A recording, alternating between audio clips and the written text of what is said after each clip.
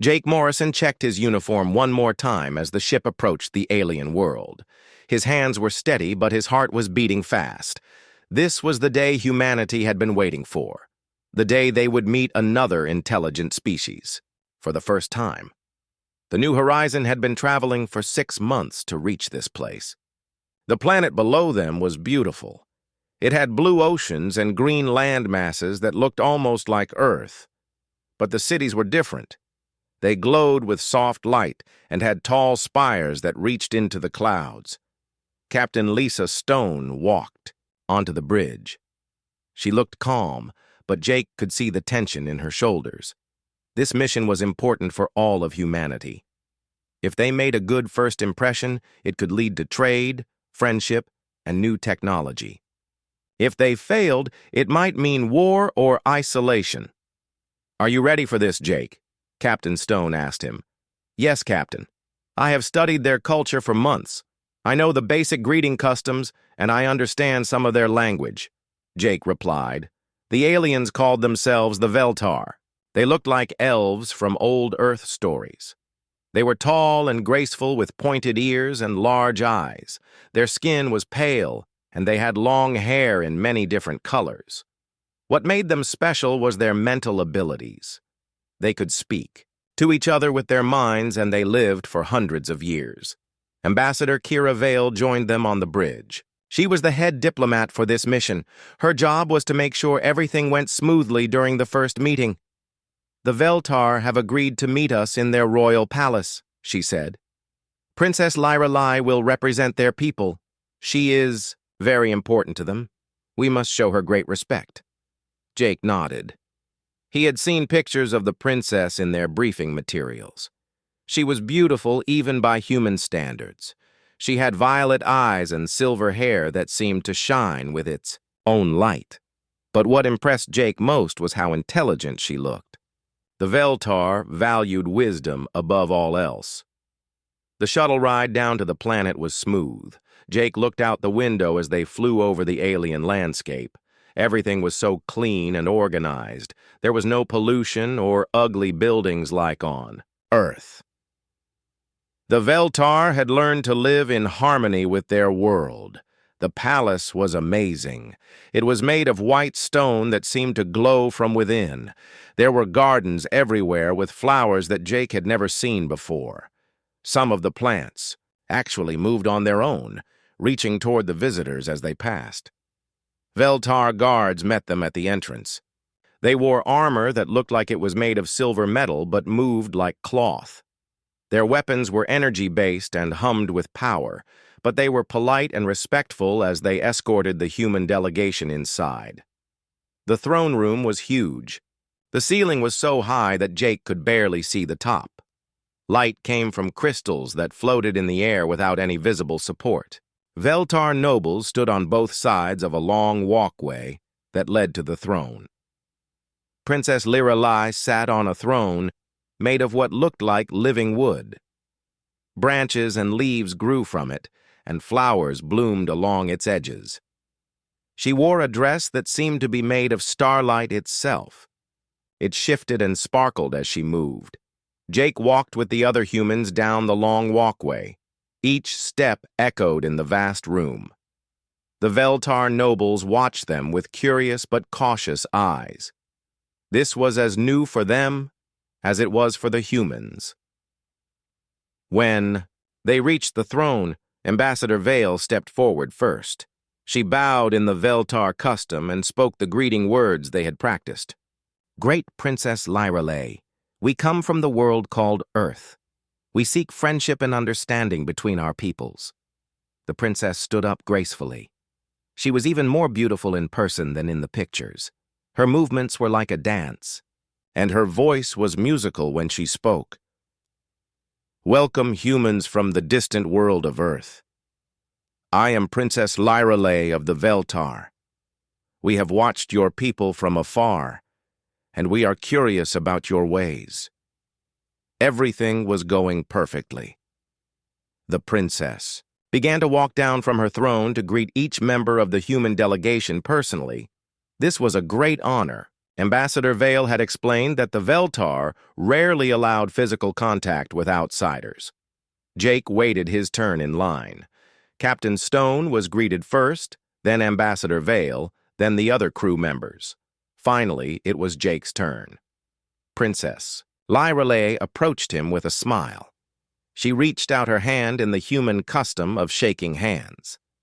Jake stepped forward and looked into her eyes to show respect. The moment their eyes met, everything changed. Princess Lyrelay stopped moving completely. Her hand froze in the air halfway to Jake's. Her violet eyes went wide with shock and fear. All the color drained from her face until she was as white as snow. She began to tremble. Her whole body shook like she was very cold or very scared. She stared at Jake like she had seen a ghost. "Impossible," she whispered in her own language. But Jake somehow understood the word even though he had never learned it. The princess took a step backward and stumbled. She would have fallen but one of. Her guards caught her arm. The whole throne room erupted in noise and confusion. Veltar guards rushed forward with their weapons ready. They thought the humans had attacked their princess somehow. Noble voices rose in anger and fear. Some shouted for the humans to be arrested.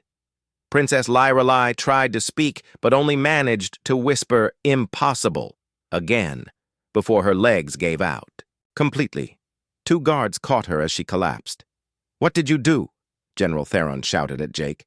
He was the princess's military advisor, and his hand was on his weapon. "I did nothing," Jake said. "I just looked at her." But even as he said, "it," Jake felt something strange inside his mind. For just a moment when their eyes met, he had felt like he knew the princess from somewhere, like he had seen her before in a dream or a memory that was not his own.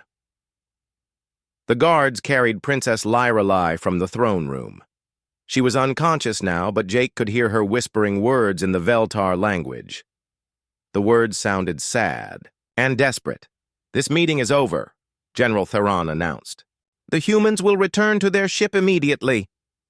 Captain Stone quickly gathered her people. They were escorted back to their shuttle under heavy guard. The Veltar, who had been curious and friendly before, now looked at them with suspicion and fear. As they flew back to the new horizon, everyone was quiet. Jake stared out the window at the alien city below and wondered what had just happened. Why had the princess reacted that way when she saw him? What did her strange behavior mean for the future of human and Veltar relations? Ambassador Vale was already working on damage control. She sent messages to the Veltar government trying to explain that they meant no harm, but Jake could see the worry in her eyes. This was supposed to be humanity's greatest diplomatic triumph. Instead, it had turned into a disaster. Back on the ship, Captain Stone called Jake to her office. "I need to know exactly what happened down there," she said. "I honestly don't know, Captain. I walked up to the princess. She looked at me, and then she collapsed. I never touched her or said anything threatening." Captain Stone studied his face carefully. She had known Jake for 3 years, and she trusted him. But she also knew that the future of human expansion into space might depend on understanding. "What went wrong?"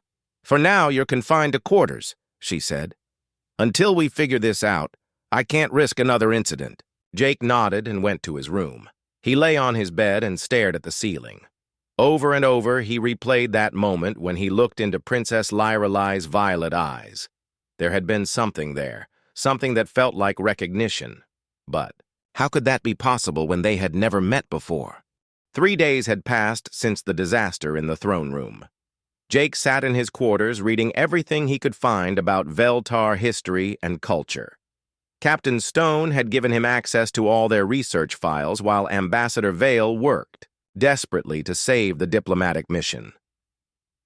The news from the planet was not good. Princess Lyrelay had not woken up since she collapsed. She lay in a deep sleep that the Veltar healers could not understand. Her mind was active, but she would not respond to anyone or anything around her. General Theron had taken control of the situation on the planet. He was suspicious of all humans now, and especially of Jake. The Veltar military had surrounded the human embassy building and were not allowing any more meetings. The princess was perfectly healthy until she saw your crew member, General Theron, had told Ambassador Vale. We believe he may be some kind of weapon that your people have sent to harm our royal family. Ambassador Vale had tried to explain that Jake was just a normal human pilot. She offered to let Veltar doctors examine him to prove he was not dangerous. But General Theron refused to allow any human near the princess or the palace. Captain Stone visited Jake in his quarters every day to check on him. She could see that he was troubled by what had happened. Have you remembered anything new? She asked him. No, Captain. But I keep having strange dreams. Dreams about places I have never been and people I have never met. Sometimes I dream about a woman with silver hair, but her face is always unclear. Captain Stone frowned. The whole situation was beyond anything they had trained for. First contact with aliens was supposed to be about language barriers and cultural differences. Nobody had prepared them for whatever had happened between Jake and the princess. Meanwhile, Jake continued reading about Veltar history. Most of it was about their advanced technology and their mental abilities.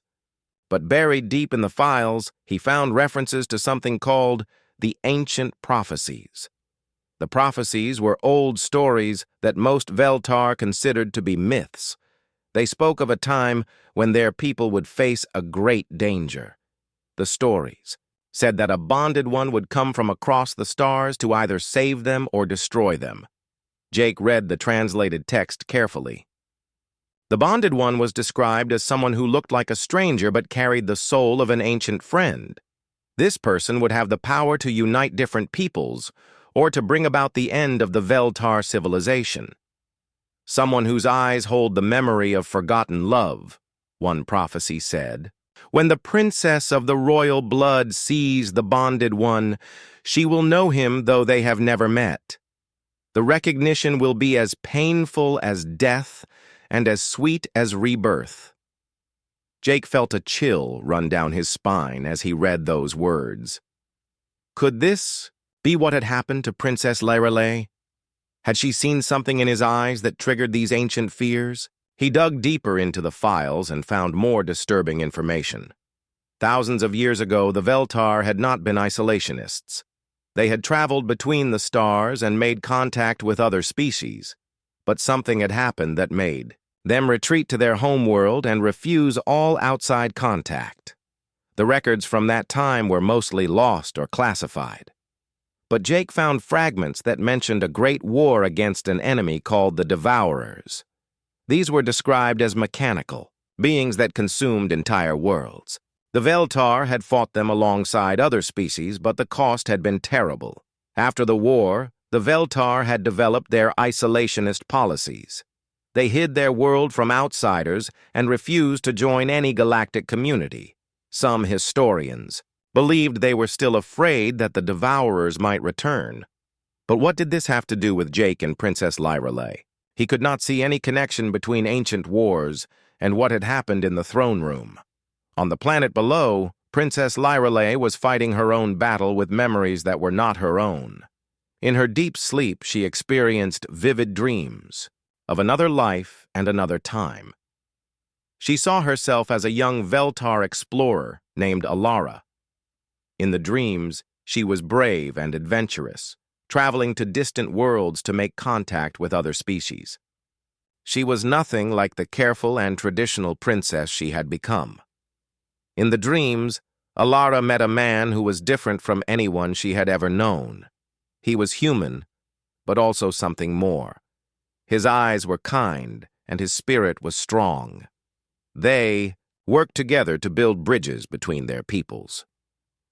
The man's name in the dreams was Kalen. He had human features, but there was something else about him. Something that made him able to understand Veltar thoughts and emotions in a way that no pure human could. Alara and Kalen fell in love despite the differences between their species. Their love was forbidden by some and celebrated by others. Together, they represented the hope that different peoples could unite and live in peace. But the dreams always ended the same way. Darkness came from the deep space. The Devourers arrived with their mechanical fleets and began destroying everything in their path. Alara and Kalen fought side by side to defend both their worlds. In the final battle, they gave their lives to activate a weapon that drove the Devourers back into the darkness. As they died, they promised each other that their love would survive even death itself. Princess Lyrelei would wake from these dreams with tears on her face and Kalen's name on her lips. But she could not understand why she was having dreams about people who had never existed. Her healers were worried. The princess had always been strong and healthy. Her mental abilities were among the most powerful of all Veltar. But now she seemed to be lost in a world of memories and dreams. General Theron visited her bedside every day. He was more than just her military advisor. He had been like a father to her since her parents died when she was young. Seeing her suffer made him angry at the humans who had caused this. "We should send them away," he told the other council members. "Whatever they have done to our princess, we cannot allow it to continue." But some of the younger Veltar nobles disagreed. They had been interested in making contact with other species for a long time. They believed that isolation had made their people weak and stagnant. "Perhaps this is meant to happen," said Counselor Mira. "The ancient prophecies speak of change coming from the stars. Maybe we should listen to what they have to say." General Theron was not convinced. "The prophecies also speak of destruction. Are you willing to risk our entire civilization on ancient myths?" While the Veltar Council argued about what to do, Jake made an important discovery in the research files. Hidden in a section about genetic studies, he found references to interspecies breeding programs from thousands of years ago. According to the records, during the time when Veltar traveled between the stars, some of them had children with humans and other species. These hybrid children had unusual abilities that neither parent species possessed alone. The program had been secret, and most records were destroyed when the Veltar became isolationists. But some of the hybrid families had survived, and their descendants were scattered across the galaxy. Jake stared at the screen as he read this information. Could it be possible that he was descended from one of these ancient unions? Could that explain why Princess Lyrelei had reacted so strongly to seeing him?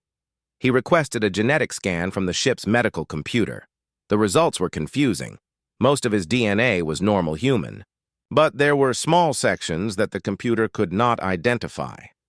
They were unlike anything in the human genetic database. Jake brought this information to Captain Stone immediately. She studied the genetic report with growing amazement. "If this is true, it changes everything," she said. "You might be part Veltar. That could explain the princess's reaction." "But how is that possible? My family has lived on Earth for generations. There is no record of any alien contact in our history." Captain Stone thought about this carefully. "The interbreeding program happened thousands of years ago. If your ancestors were part human and part Veltar, the alien genes might have been dormant for centuries. Seeing Princess Lyrelei could have awakened something in your DNA." Jake felt overwhelmed by this possibility. His whole life he had thought he was a normal human. Now he might be something else entirely, something that connected him to an ancient love story and a forgotten war. On the planet below, Princess Lyrelei suddenly opened her eyes. For the first time in 3 days, she was fully awake and aware. Her healers rushed to her side, but she waved them away. "I need to see the human," she said in a clear, strong voice. "Princess, that is not safe," General Theron protested. "We do not know what he might do to you." "He will do nothing to harm me," she said with certainty. "I know who he is now. I know why I recognized him." She stood up from her bed and walked to the window. Above in the sky, she could see the human ship orbiting her world. Somewhere on that ship was the man whose face had triggered memories of a love that had transcended death itself. His name is Jake in this life, she whispered. But I knew him before as Kalen, and I was Alara then, not Lirelai. General Theron stared at her in shock. The princess was talking about reincarnation, which was considered possible by their religion but extremely rare. For souls to find each other across different species and different lifetimes was almost impossible. Princess, you must be careful. These could just be dreams brought on by the trauma of meeting the aliens. No, Princess Lirelai said firmly. Years ago. Princess Lirelai stood in her private garden under the light of 2 moons. She had insisted on meeting Jake here, away from the eyes of the court and the guards.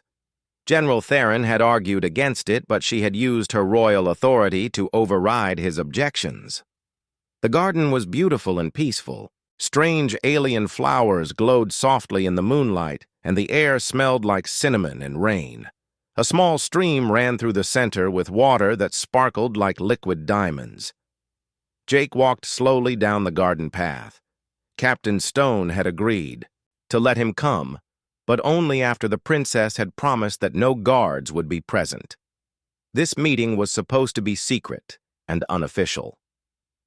As Jake approached, Princess Lirelai felt her heart racing, just like it had in the throne room. But this time she was prepared for the feeling. She had spent days remembering who she used to be and who he used to be. "Hello, Jake Morrison," she said in perfect English. Her voice was soft but steady. "Hello, Princess Lirelai," Jake replied. He stopped a few feet away from her, not wanting to cause another incident. For a moment, they just looked at each other in the moonlight. Jake could see that she was no longer afraid. Her violet eyes were calm and thoughtful. But there was something else there, too. Something that looked almost like recognition. "You know why I collapsed when I first saw you?" she said. "It was not a question." "I think I might," Jake answered. "I have been reading about your people's history, about the ancient times when Veltar and humans worked together." Princess Lirelai smiled sadly. "You have discovered that you are not entirely human." Jake nodded. "The genetic tests show that I have some Veltar DNA, but I still do not understand how that is possible or what it means." "It means that we have met before," the princess said. "In another life, in another time. You were called Kalen then, and I was Alara." She stepped closer to him, and Jake felt something strange happening in his mind. It was like a door was slowly opening to reveal rooms he had never known existed. "May I touch your hand?" Princess Lirelai asked. "It will help you remember." Jake hesitated for a moment, then held out his hand. When their fingers touched, the world around them seemed to disappear. Suddenly, Jake was no longer standing in an alien garden. He was in a different place and a different time. He was younger and stronger, and he wore clothes he did not recognize. Around him was a bustling spaceport filled with beings from many different worlds, but he was not alone. Beside him stood a young Veltar woman with silver hair and violet eyes. She was laughing at something he had said, and her hand was warm in his. "Alara," he heard himself say, but it was not his voice. It was the voice of someone named Kalen, who lived inside his. "Memories. I told you we would see each other again," Alara replied. "Souls that are truly bonded cannot be separated by death." The vision shifted, and Jake saw more memories. He saw himself and Alara working together on a space station that orbited a blue star. They were translating languages and building communication, devices that would help different species understand each other. He saw their first kiss under an alien sunset. He felt the joy and wonder of discovering that love could exist between such different beings. He experienced the hope they both felt that their relationship could help bring peace to the galaxy. But then the memories turned dark. Jake saw massive ships appearing at the edge of the star system. The ships were black and angular with no smooth curves or decorative elements. They looked like they had been built by machines for the purpose of destroying everything that lived. The Devourers had come. Jake saw the panic as evacuation orders were given. He felt Kalen's determination to stay and fight, even though escape was possible. He experienced Alara's fear and her equally strong resolve to stand beside the man she loved. The final battle was terrible. Jake saw weapons that turned planets to ash and ships that could destroy stars. He felt Kalen's desperation as he realized that conventional weapons could not stop the Devourer fleet. In the end, Kalen and Alara had sacrificed themselves to activate an ancient weapon that sent the Devourers into a deep sleep. As they died, they held hands and promised that their love would find a way to survive. The vision ended, and Jake found himself back in the garden. He was kneeling on the ground with tears streaming down his face. Princess Lyrelay knelt beside, him with her hand still touching his. "You remember now?" she said gently. "Yes," Jake whispered. "I remember everything. The station, the work we did, the way you laughed, the way you made me feel complete. And you remember how we died."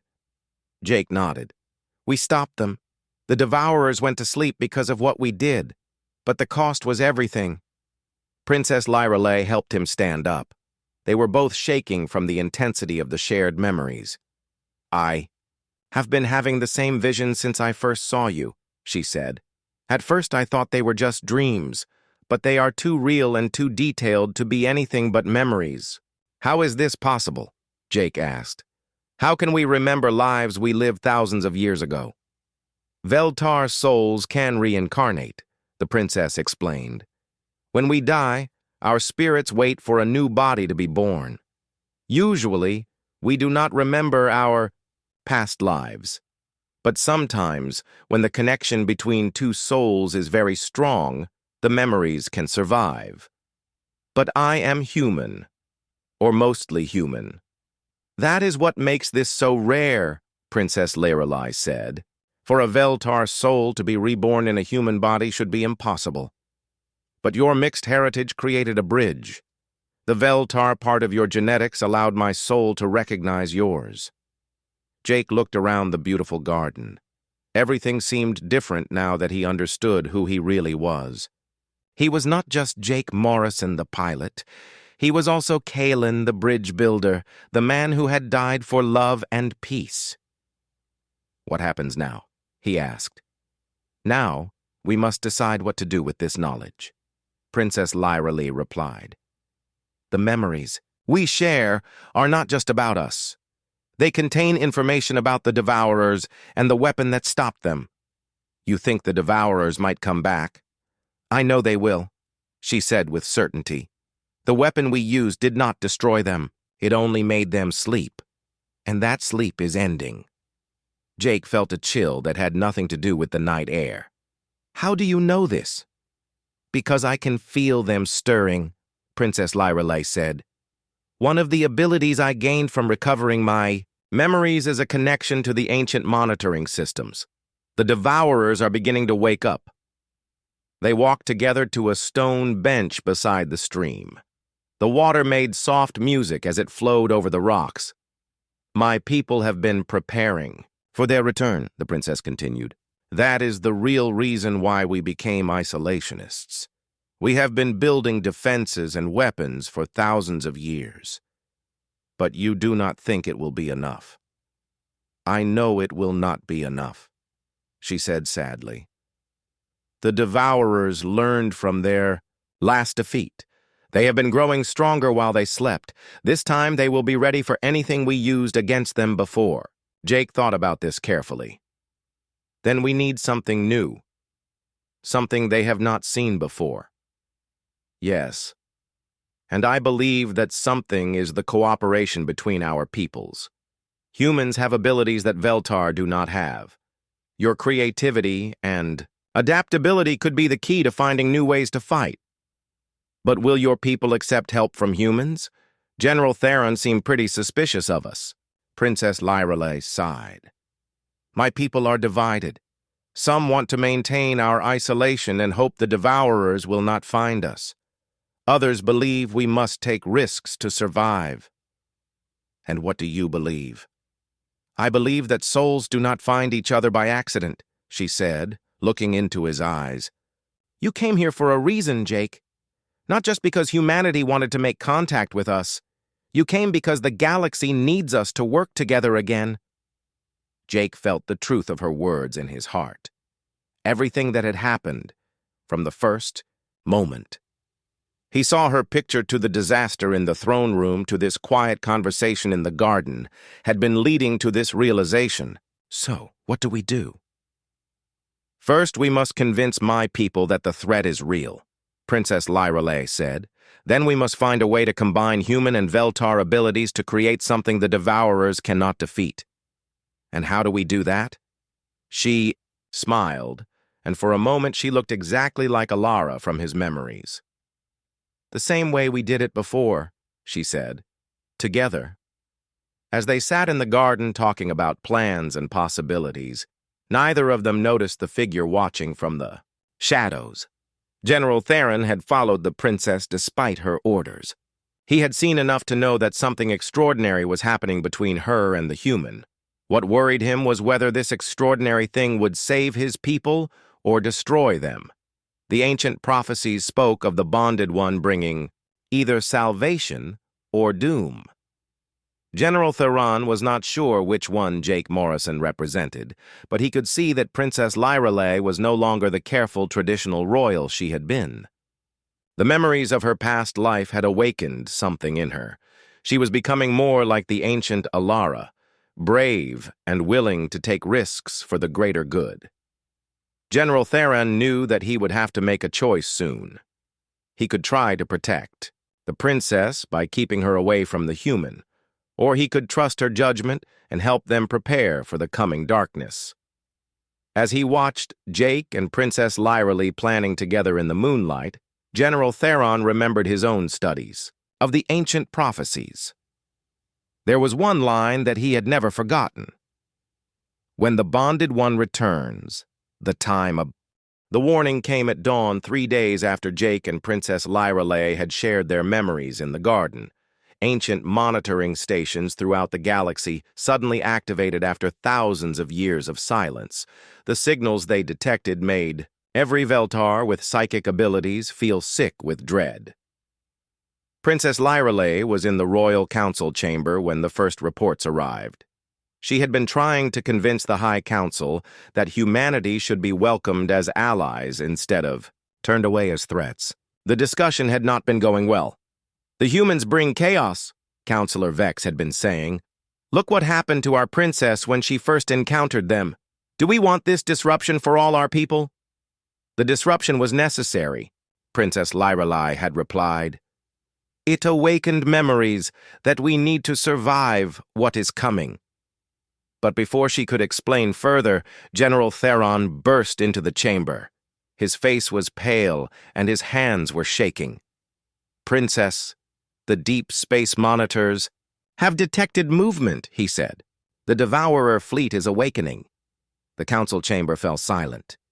Even the members who had dismissed the ancient prophecies as myths looked scared.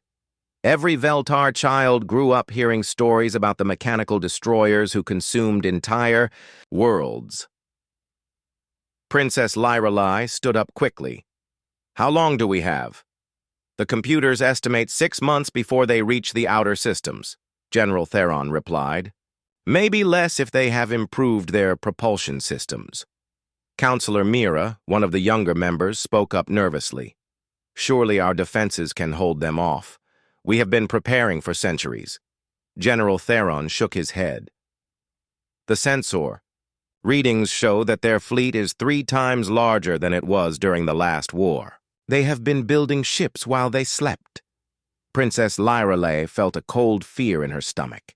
In her recovered memories, she could see how powerful the Devourers had been thousands of years ago. If they were now 3 times stronger, the Veltar defenses would not be enough. We need to contact the humans immediately, she said. If we are going to survive this, we need their help. Absolutely not, Counselor Vex protested. We cannot trust outsiders with the security of our world. The outsiders may be our only hope, Princess Lyrelay replied firmly. In my past life, memories, I saw how human creativity helped develop the weapon that stopped the Devourers before. The argument that followed was loud and heated. Some council members wanted to maintain isolation and hoped their hidden world would not be found. Others agreed with the princess that cooperation was necessary. While the Veltar Council argued, Jake was on the human ship experiencing his own crisis. The awakening of his past life memories had triggered changes in his brain that the ship's doctors could not understand. He could now hear thoughts that were not his own. When he concentrated, he could sense the emotions of other crew members. Sometimes he knew things were going to happen before they actually did. Captain Stone was worried about him. "Jake, you need to rest. These new abilities are putting a strain on your system." "I cannot rest," Jake replied. "Something terrible is coming, and we need to be ready for it." He had been having nightmares about the Devourer ships. In his dreams, he saw them emerging from dark space like a plague of mechanical locusts. They consumed everything in their path, turning living worlds into empty husks of metal and ash.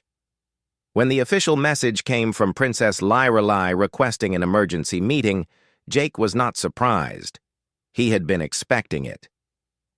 The meeting took place in a neutral location, a small moon that orbited between the human ship and the Veltar homeworld. Jake, Captain Stone, and Ambassador Vale met with Princess Lyrelai, General Theron, and several Veltar scientists. Princess Lyrelai wasted no time on pleasantries. "The Devourers are awakening. Our long-range sensors have detected their fleet beginning to move." Captain Stone looked shocked. "Devourers? What are you talking about?" Jake stepped forward. "They are an ancient enemy, Captain. Mechanical beings that destroy all organic life. Princess Lyrelai and I fought them in our previous lives." Ambassador Vale stared at Jake like he had lost his mind. "Previous lives? Jake, what are you saying?" "It is complicated to explain," Princess Lyrelai said.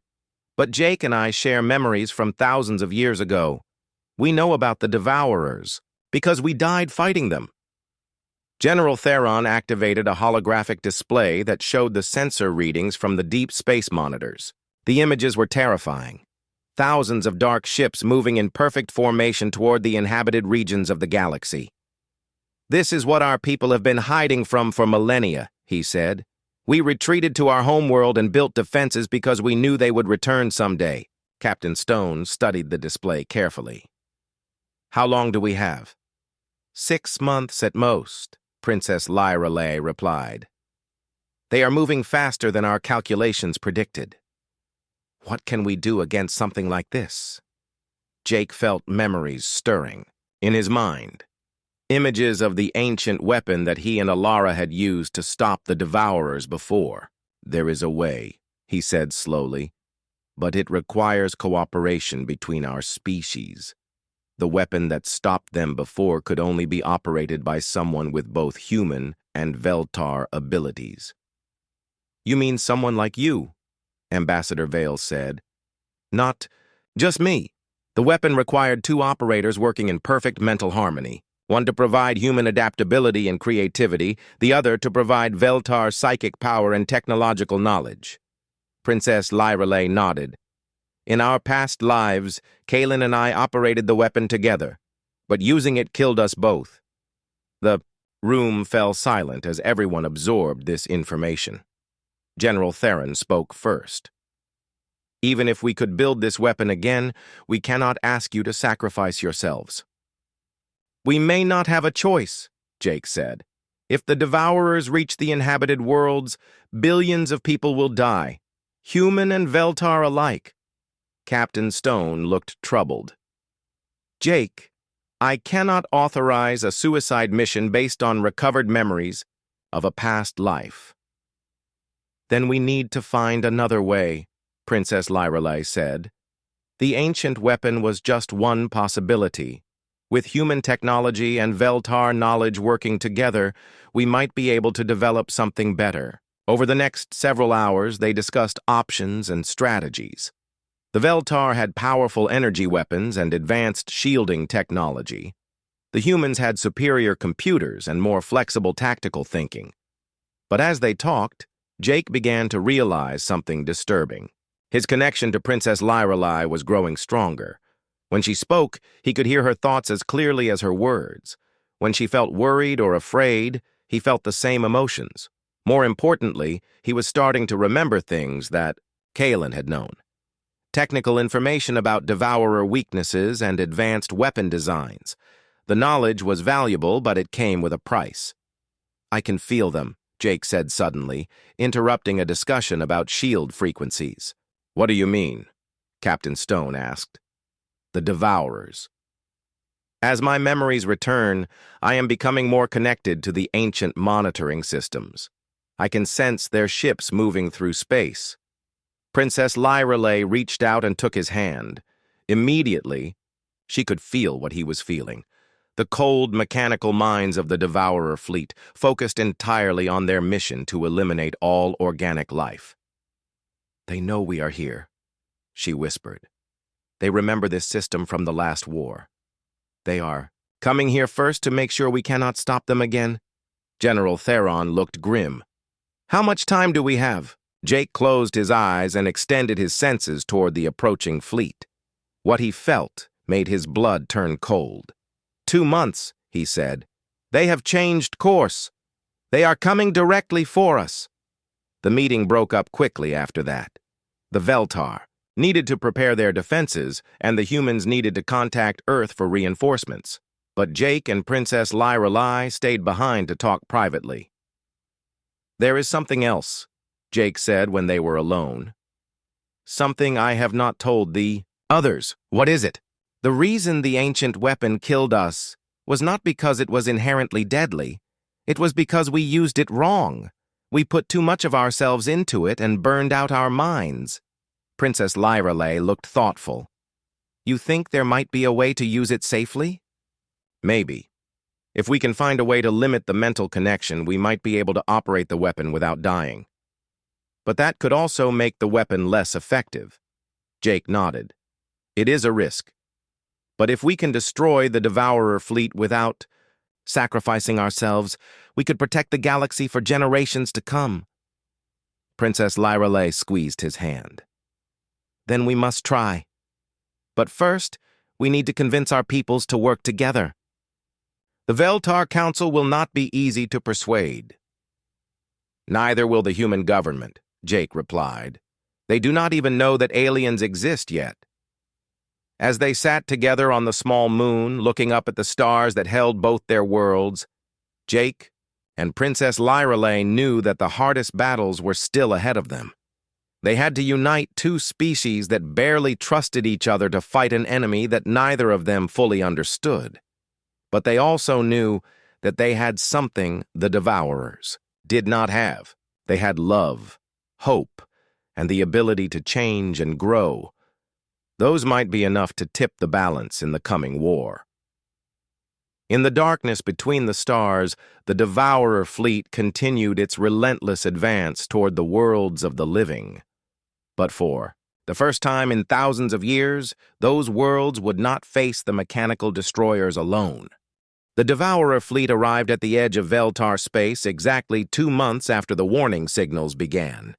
Jake stood on the bridge of the combined command ship, watching the enemy vessels emerge from faster-than-light travel. Even though he had seen them in his memories, the reality was more terrifying than anything he had imagined. There were thousands of them. Each ship was a perfect black triangle with no markings or decorations. They moved in absolute silence and perfect formation, like a swarm of mechanical insects. No light came from their hulls, and no communication signals reached out to announce their intentions. Princess Lyrelei stood beside Jake, her hand resting on his shoulder. Through their mental connection, he could feel her fear and determination, mixing together. She wore armor that combined Veltar energy shielding with human tactical systems. The result looked like something from a dream or a nightmare. "All ships report ready," Captain Stone announced from her position at the tactical station. Around them, the combined human and Veltar fleet prepared for battle. It had taken weeks of arguing and negotiating to create this alliance. The Veltar High Council had finally agreed to work with humanity when long-range sensors showed the true size of the Devourer fleet. Even Counselor Vex had admitted that isolation was no longer an option. The human response had been faster once. Earth government learned about the threat. Ships from across human space had rushed to help defend against an enemy that could destroy all organic life in the galaxy. General Theron commanded the Veltar forces from his flagship while Captain Stone led the human vessels. But the real command center was the experimental ship where Jake and Princess Lyrelay worked together to coordinate both fleets.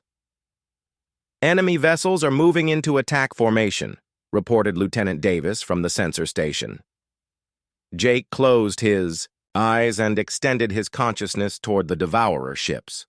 The sensation was like touching ice with his bare soul. The mechanical minds were utterly alien and completely focused on their mission of destruction. "They remember us," he told Princess Lyrelay. "They know we stopped them before." "Then they will try to destroy us first," she replied.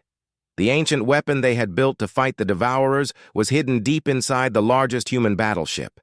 It looked nothing like the original device from their memories. Human engineers and Veltar scientists had worked together to create something that could be operated safely without killing its users. But they would not know if it worked until they tried to use it. The battle began when the Devourers opened fire without any warning or communication. Beams of dark energy lanced across space toward the Allied fleet. Veltar shields flared to life while human ships maneuvered to avoid the incoming fire. "All ships, engage the enemy," Captain Stone ordered. The space around the Veltar homeworld erupted in light and energy. Human missiles and laser cannons struck the Devourer ships while Veltar energy weapons carved through their formations. For a few minutes, it looked like the combined fleet might be able to win through conventional tactics. Then, the Devourers adapted. Their ships began to change shape and configuration in response to each attack. Missiles that had been effective minutes before now bounced harmlessly off adaptive armor. Energy weapons that had cut through their hulls now scattered against reactive shielding. "They are learning from every shot we fire," General Theron reported grimly. "Our weapons are becoming less effective with each exchange." Jake felt his heart sink as he watched the battle turn against them. This was exactly what had happened in the ancient war. The Devourers could not be defeated by conventional weapons because they adapted too quickly. "We need to use the weapon now," he told Princess Lyrelay. "Are you sure it is ready?" Jake looked at the readings from the device. The human and Veltar engineers had done their best, but there were still unknowns. The weapon might work perfectly, or it might explode and destroy their own ship. "As ready as it can be," he said. They made their way to the weapon chamber deep in the ship's core. The device itself was beautiful in a strange way. Human technology and Veltar crystals had been woven together to create something that looked like art as much as engineering. Two control chairs sat facing each other across a sphere of swirling energy. When Jake and Princess Lyrelay took their positions, the sphere began to pulse with increasing brightness. "Remember," Princess Lyrelay said as she placed her hands on the Veltar control crystals, "we limit our connection this time. We cannot lose ourselves in the weapon like Kalen and Alara did." Jake nodded and activated the human interface systems. Immediately, he felt the weapon reaching into his mind. It wanted to merge completely with his consciousness and use all of his mental energy to power itself. But instead of giving in to that desire, Jake held back. He fed the weapon only what it needed and no more. Across from him, Princess Lyrelay did the same with the Veltar systems. The weapon came online with a sound like singing crystal. Jake could feel its power reaching out across space toward the Devourer fleet. But unlike the ancient version, this one did not demand their lives as payment. "Target the command ships," Princess Lyrelay said, her voice strained from the mental effort of controlling the weapon. Jake focused on the largest Devourer vessels at the center of their formation. Through the weapon's sensors, he could see into their mechanical hearts. The command ships controlled the adaptation systems that made the Devourers so dangerous. "Firing," he announced. A beam of pure energy shot out from their ship toward the Devourer fleet. But this was not like any weapon that had been used before. The energy carried information as well as destructive power. It told the Devourer ships to forget everything they had learned about defending themselves. The effect was immediate and devastating. Devourer ships that had been adapting to every attack suddenly became vulnerable again. Their adaptive armor failed, and their reactive shields collapsed. "All ships, concentrate fire on the disabled vessels," Captain Stone ordered. The combined fleet poured everything they had into the confused Devourer ships. Explosions lit up space as one after another of the mechanical destroyers was torn apart. But the weapon was taking its toll on Jake and Princess Lyrelay. Even with their careful control, the mental strain was enormous. Jake could feel his consciousness stretching thin as he maintained the targeting lock. "I do not know how much longer." "I can hold this," Princess Lyrelay said through gritted teeth. "Just a little more," Jake replied. "We need to destroy the main command ship." The largest Devourer vessel was trying to retreat deeper into the fleet formation. Jake reached out with the weapon's power and grabbed it like a giant invisible hand. He could feel the mechanical intelligence inside fighting against his control.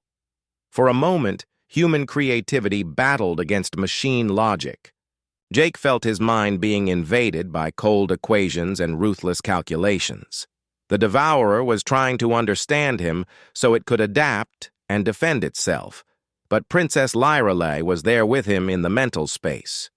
Her Veltar abilities created a barrier that protected Jake's consciousness from being absorbed by the machine intelligence. Together, they forced the weapon's energy deep into the command ship's core. The Devourer tried to adapt, but Jake's human unpredictability kept changing the attack faster than it could respond. Princess Lyrelay's psychic power gave the energy the force it needed to break through the ship's defenses. The main command ship exploded in a flash of light that could be seen from the planet's surface. With their central coordination destroyed, the remaining Devourer ships began to malfunction and fight each other. Jake and Princess Lyrelay collapsed in their control chairs as the weapon powered down. They had done it. They had destroyed the Devourer fleet without sacrificing their lives. "Status report," Captain Stone called over the communication system. "Weapon offline," Jake managed to say. "Target destroyed. We are both alive." The cleanup of the remaining Devourer ships took several more hours. Without their command vessel, the mechanical destroyers were no longer the perfect killing machines. They had been. The combined fleet was able to hunt them down and destroy them one by one. When the battle was finally over, Jake and Princess Lyrelay sat together in the observation deck, looking out at the debris field that had once been an unstoppable enemy fleet. "We did better than Kaelin and Alara," Princess Lyrelay said softly. "We learned from their sacrifice," Jake replied. "We found a way to save the galaxy and still have a future together." "What kind of future do you think it will be?" Jake thought about this carefully. The battle had proven that humans and Veltar could work together effectively. Their different abilities complemented each other perfectly. Human creativity and adaptability combined with Veltar wisdom and psychic power had created something neither species could achieve alone. "I think it will be a future where our peoples explore the galaxy together," he said, "where we learn from each other and protect each other." Princess Lyrelay smiled and took his hand. Through their connection, Jake could feel her agreement and her love. "The frozen moment when I first saw you," she said. "I thought it was the end of everything I knew, but it was really the beginning." "The beginning of what?" "The beginning of a new age. An age where souls can find each other across any distance and love can overcome any obstacle." Jake squeezed her hand and looked out, at the stars. Somewhere among those disks,